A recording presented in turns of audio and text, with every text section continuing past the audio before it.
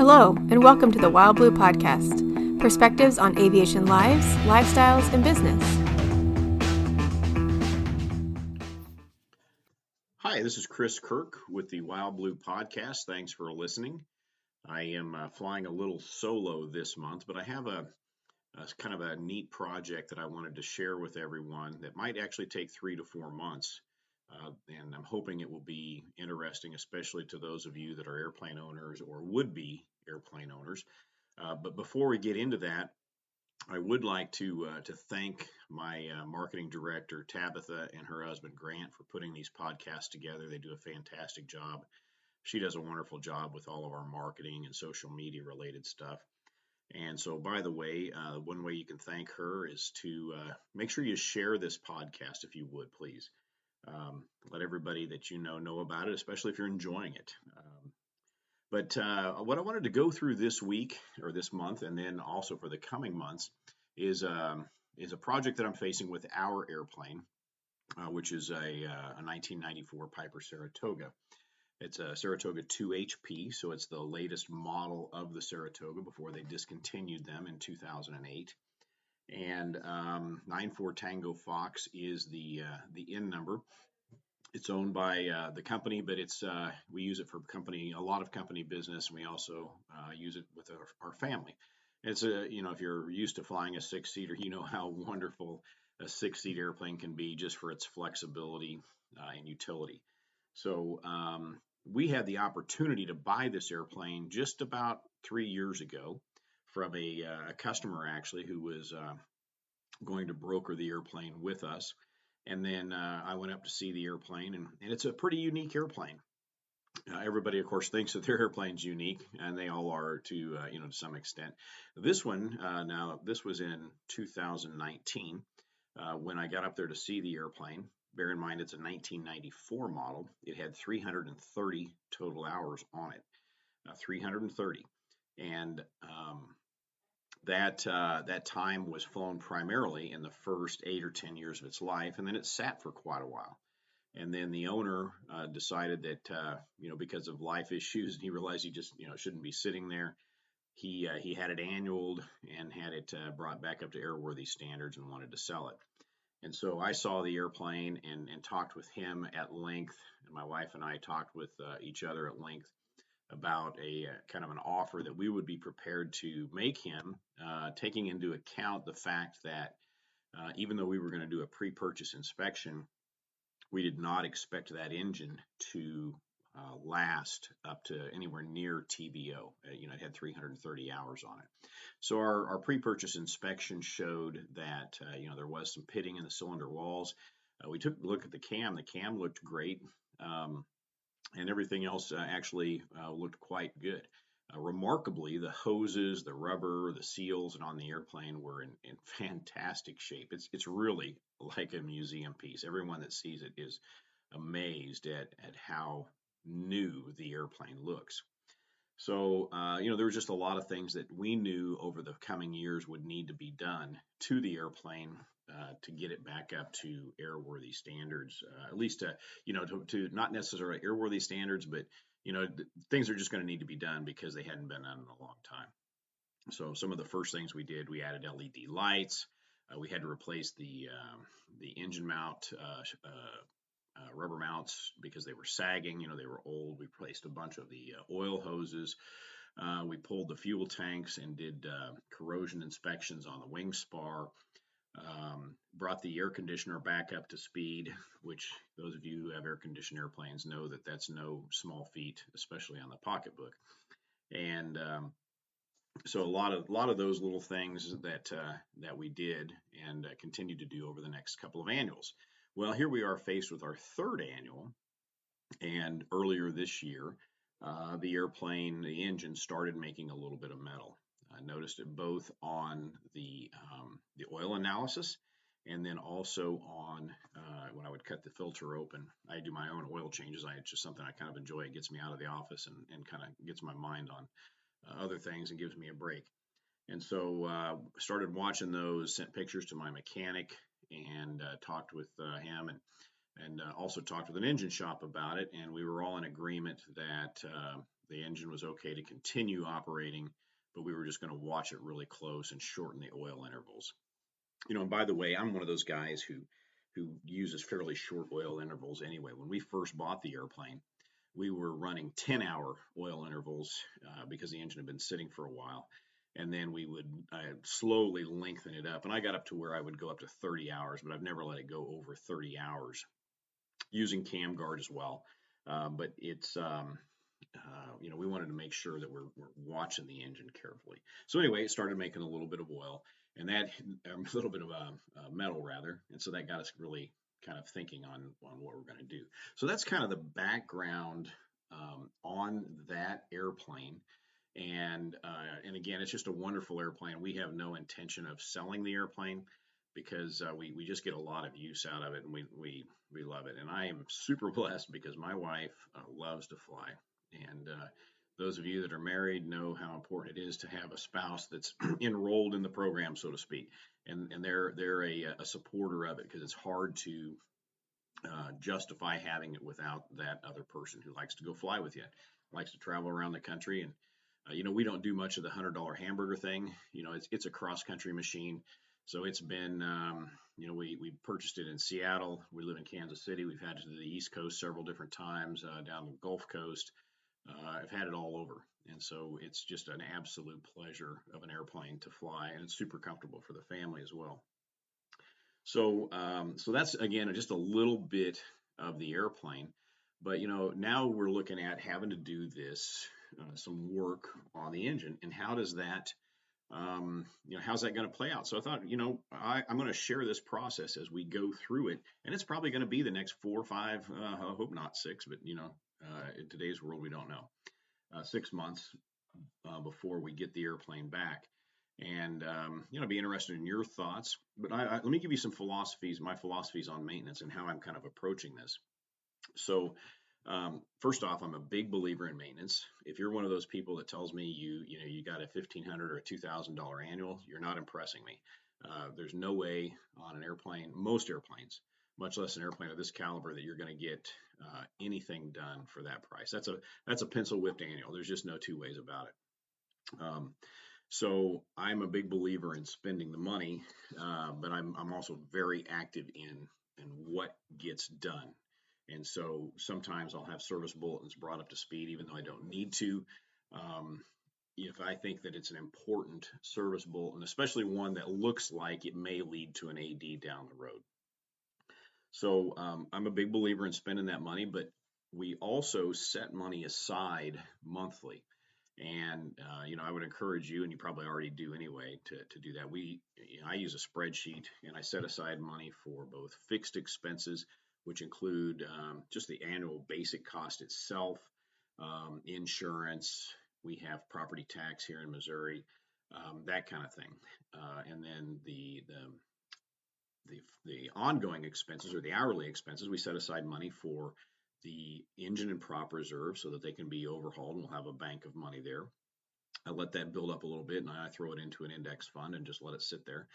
And then, also for things like cleaning, and for oil, and things that are just, things that you use over and over again. And so those are the kind of things. So we've got that extra account of money every month. I'm very diligent about setting that money aside, because I don't want to be surprised. And then if I think something's going to cost a little bit more down the road, I'll throw a little bit extra in there, here and there. So that's kind of my philosophy on money and spending the money on the airplane. I'm actually using a mechanic down in Oklahoma. He's a gentleman that I put a lot of trust and faith in, and he's got a very good shop. He's in Enid, Oklahoma, Wren Aviation. And Mike shoots me straight. He always has. And so when we bought the airplane, he was my first guy to talk to about, what are we getting into with this airplane that's been sitting for a while. I also use several different very good local mechanics, but for the big stuff, I take it down to Mike, which is about an hour and 10-minute, hour and 15-minute flight from where we are. And so, and I got, I'm a pretty loyal guy when it comes to folks that are helping me with the airplane, and Mike's been there with me every step of the way. And so, even though it's a little bit of a burden to take it down, it's well worth it in my mind. I'm also one of those folks that I don't put hardly any credence into, the internet keyboard experts. So you can go to the forums, whatever make and model forum you look at, and there's going to be any number of folks that are more than happy to tell you um, their perspective, their opinion. I don't pay much attention to those people. I found some of the worst advice ever to be on some of those forums, and sometimes somebody will spout out some bad advice, somebody else will pick it up, and then all of a sudden it becomes almost an SOP, a standard operating procedure, and I'm just sitting there shaking my head, not only in the way they maintain their airplanes, but the way they fly them. Frankly, I'm surprised the feds don't get involved in some of those forums, because there's a lot of low-hanging fruit for people that post just dumb stuff in the way they maintain their planes or the way they fly them. So I don't pay much attention to those people. What I do look for, though, is I do look for good mentors and people that I can trust and people that are knowledgeable, people that have been around the block, and they're going to shoot me straight. They're not going to sugarcoat it. They're just going to tell me, hey, this is what needs to be done, and that I can trust. And so, fortunately, I've found some of those people, and would encourage you to do the same thing as well. And so, consequently, because of my philosophy on this, my first annual on the airplane, I think, ran us about $14,000. Now, keep in mind, we spent several $1,000 upgrading LED landing lights, LED lights outside all the way around. And the second annual, I think, came in at 10. So here's where we are on this one. This one here, I think, is going to cost us about 60. And that is no small chump change. That is, that's something we had to swallow hard at and look at very carefully. But, we're looking at on this engine, because it only has 660 hours on it right now. We are looking at only doing an IRAN. So inspect and repair as necessary is what IRAN stands for. We're not doing a full overhaul unless they say that it needs one. Partially because the airplane has such a low total time on it and so low hours, and that we plan on keeping the airplane, I don't see the value in overhauling a 660-hour engine if it doesn't need it. But if they open the engine up and then it does need it, then we're gonna have to switch gears and look at doing the full overhaul. But with the engine making the metal, I was telling Mike the other day when I dropped the airplane off just day before yesterday with him. In fact, I'm recording this on a Saturday morning, and he told me they were probably pulling the engine this weekend. With it making metal, we talked about maybe pulling cylinders kind of on a onesie twosie basis, looking at them, overhauling, because I think we think we know where the metal's coming from. But at the end of the day, I looked at it and said, you know what? Being in this business and talking with so many different clients and so many different maintenance folks and owning airplanes, and going the onesie twosie route of replacing cylinders seems silly, because we can do it a couple hundred hours down the road. Another one's going to pop up, and then another one, and the airplane's going to be constantly in maintenance. So being as an airplane that we fly, I fly my family in, I fly customers in, friends in, I want to make sure that I know what's going on inside that engine. So we're going to do the IRAN. We're using Barrett precision engines, or they are in Tulsa. They do a lot of high performance, very tight tolerance engines for a lot of air show performers as well. And so they have a very good reputation as being someone who puts a strong and kind of a critical eye on the engine, but they really turn out a great product. So spoke with several over time, but and going with Mike's advice as well, we're going with Barrett to do the IRAN on it. So the IRAN is going to come back with new cylinders, assuming we don't need to overhaul. We're probably looking at replacing the camshaft. And so all said and done, when it's done, and I'll share those details with you once we get the engine opened up, and I'm thinking maybe it'll actually be opened up by the end of next week, that I'll share those details with you and see where we are. But all said and done, I think on the IRAN, it's going to run us about $30,000. Now on this engine, it's a Lycoming IO 540, 300 horsepower. It is most of the quotes that I got to do a full overhaul were in the $60,000 to $65,000 range.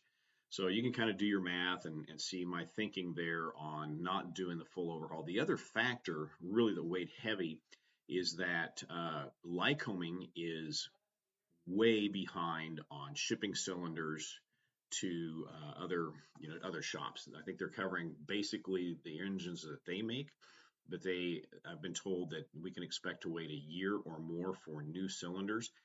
And I really just dislike the thought of overhauling an engine and then putting on used cylinders and overhauled cylinders. If I was going to do that, I would want new cylinders on it. So we're going to overhaul the existing cylinders on this Iran. Hopefully they'll get us up to TBO, and then we'll essentially get a top overhaul out of it. But more importantly, beyond the top, they're looking at everything in the engine, and we'll get a clean bill of health one way or the other on it. So that's what we're doing with the engine. Now the prop was also an original prop. So, Part 91, there's no required time interval to overhaul, whether it be a calendar time or an hourly limit. A lot of people think that there is, but there's not. And so a lot of props, now this one included, was a 2,400 hour, 7-year prop. And so if you're operating anything other than Part 91, then you'd have to abide by those numbers. Well, we're nowhere near 2,400 hours, but we're way past the 7 years. But the prop's been working great. No issues, no leaking. It's been working very well. But that being said, it is going on. It's a 28-year-old prop. So with the engine, we're having the prop sent out and having it overhauled as well. So the next item we're going to do is I wanted to replace the starter. If you have an IO 540, especially on a Saratoga, you tend to, know that sometimes, especially during hot starts, these engines are a little finicky. They're a little cranky.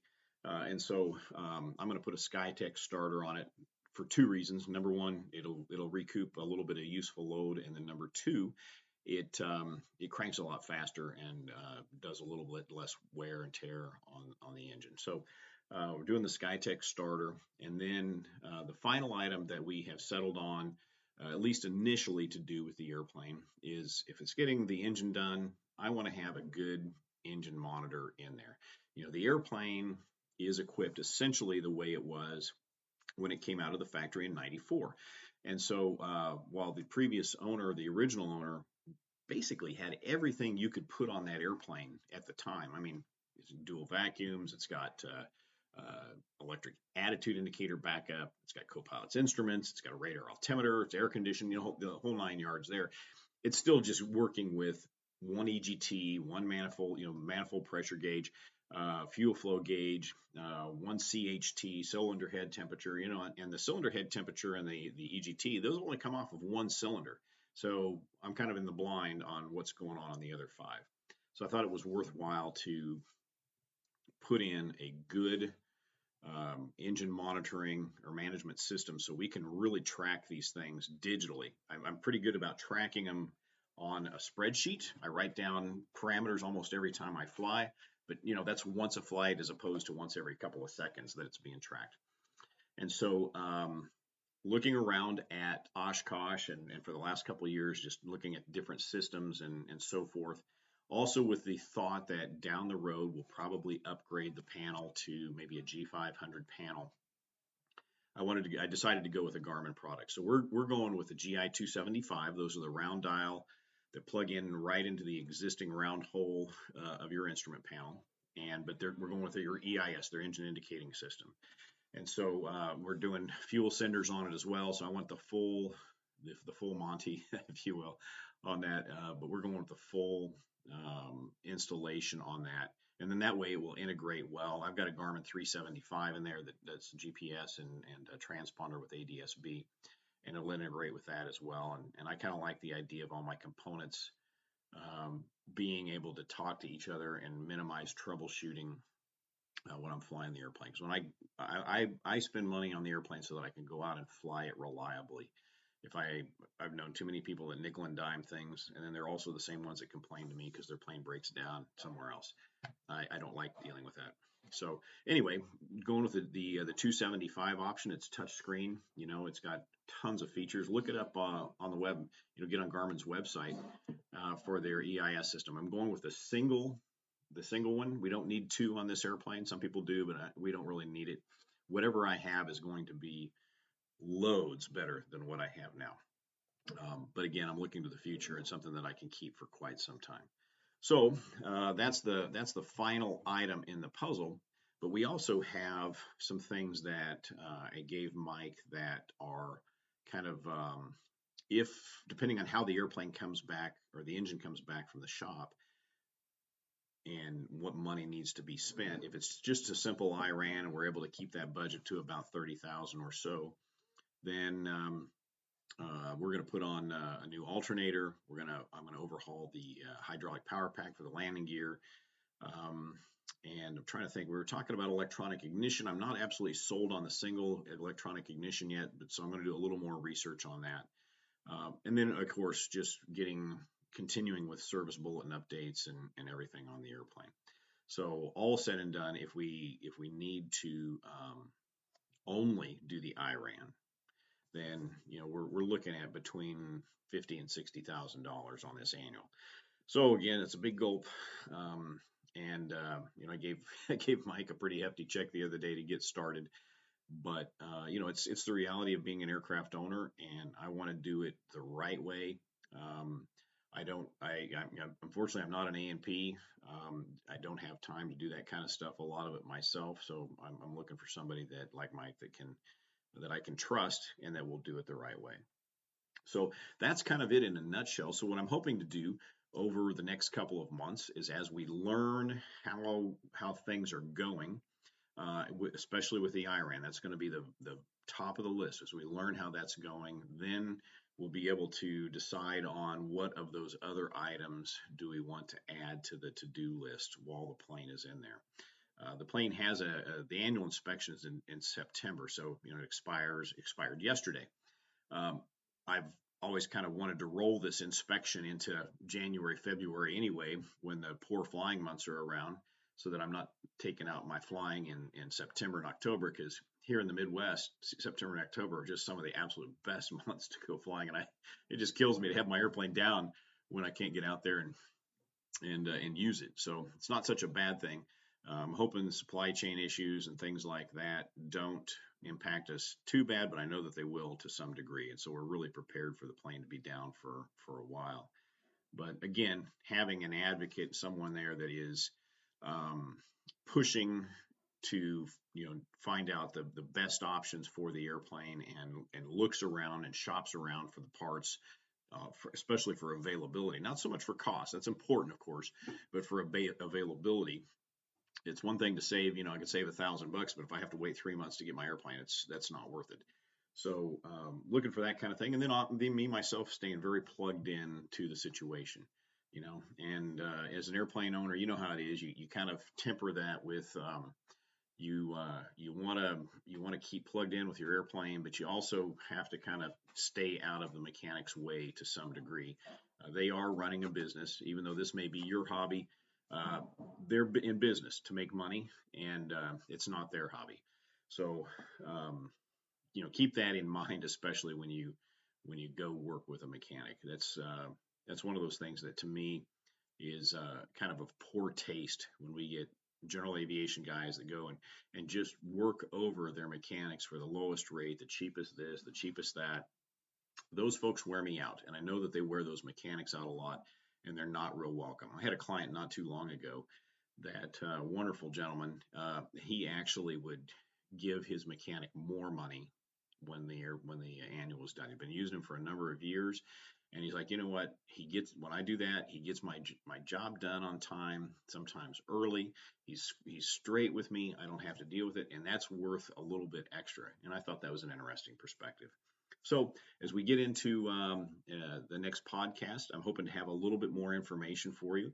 And if you want to, call and just visit with me about your airplane, or just what we're thinking on this, and I'm going to share numbers with you too. So I'll share numbers, and just that way you can you can see just at least from this one opportunity, but this one example, what it really looks like and what kind of costs are going to be out there, timelines, some of the headaches they might face. I'm a realist. I know that it's not going to be, all sunshine and unicorns. I know that there's going to be issues, but I'm also a big believer in just super strong communications. And I think 95% of challenges we face can be overcome by just good, clear communication. So I'm anxious to go down that road and see how this goes. So anyway, again, thanks for listening. I'm Chris Kirk. It's WildBlue Aircraft Sales. Please be sure to subscribe and share. And we really appreciate you subscribing as well. Thanks for listening to the WildBlue podcast. Find us online at flywildblue.com. And don't forget to subscribe and share.